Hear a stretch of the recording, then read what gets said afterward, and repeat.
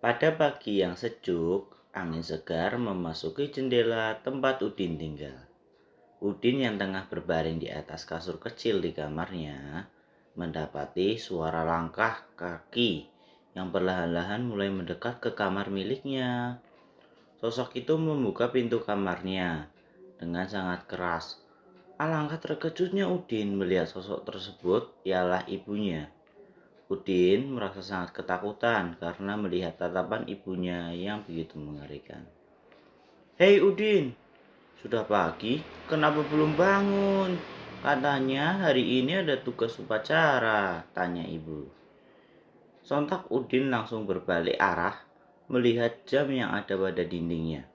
Udin sangat terburu-buru karena upacara dimulai tak pukul 7, sedangkan ia bangun pukul 6.40. Dia langsung bergegas mandi dan mengenakan seragam upacara. Karena terburu-buru, ia tidak sempat sarapan. Padahal ibunya sudah menyiapkan sarapan untuk Udin. Udin segera untuk mengambil sepeda miliknya di garasi dan kemudian ia berangkat sekolah. Dia mengayuh sepeda miliknya dengan sangat kencang. Setibanya di sekolah, jantungnya berdetak sangat kencang dan tubuhnya dipenuhi keringat. Udin sangat bersyukur karena upacara yang diadakan sekolah belum dimulai. Udin segera meletakkan sepedanya di samping sekolah. Upacara pun akhirnya dimulai. Seluruh peserta upacara berbaris dengan rapi. Dan Udin hari ini bertugas sebagai pengibar bendera. Upacara hari Senin tanggal 17 Agustus 2022 segera dimulai. Pemimpin upacara memasuki lapangan upacara, ujar Pranatacara. Pemimpin tersebut gagah dan berpakaian rapi, serta terdengar suara langkah kaki yang bergerak ke arah tengah lapangan. Pembina upacara memasuki lapangan upacara, ujar Pranatacara. Kini giliran Udin untuk melaksanakan tugasnya. Ia dan temannya bergerak menuju ke tiang bendera bersama secara berirama. Dia mengaitkan bendera merah putih dengan tali pada tiang. "Pengibaran bendera," ujar Pranatacara.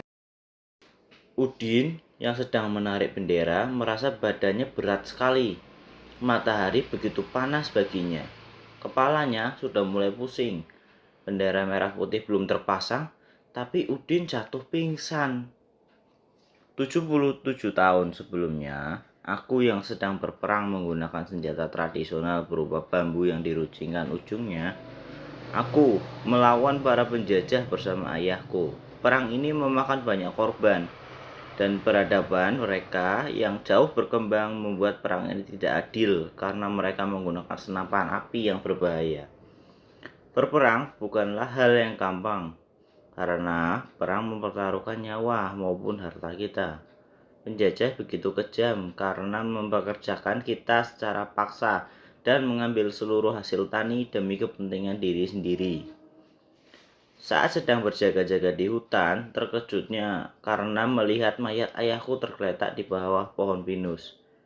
Pikiranku sedih bercampur marah sekaligus keluargaku dibunuh oleh penjajah yang tidak punya rasa kemanusiaan. Saya langsung pergi untuk mengusulkan penderitaan rakyat Indonesia kepada Insinyur Soekarno atas penderitaan yang dirasakan seluruh rakyat Indonesia. Insinyur Soekarno langsung mengambil keputusan itu dan akan memerdekakan Indonesia besok pagi. Jumat 17 Agustus 1945 jam 10 WIB. Insinyur Soekarno membacakan mengenai proklamasi kemerdekaan Indonesia dan sejak itu Indonesia bebas dari penjajah. Sudah saatnya Indonesia terlepas dari belenggu penjajahan dan juga untuk mengubah nasib warga negara Indonesia. Udin yang pingsan akhirnya dibawa ke UKS sekolah dan pembina memberikan pesan dan nasihat pada peserta upacara.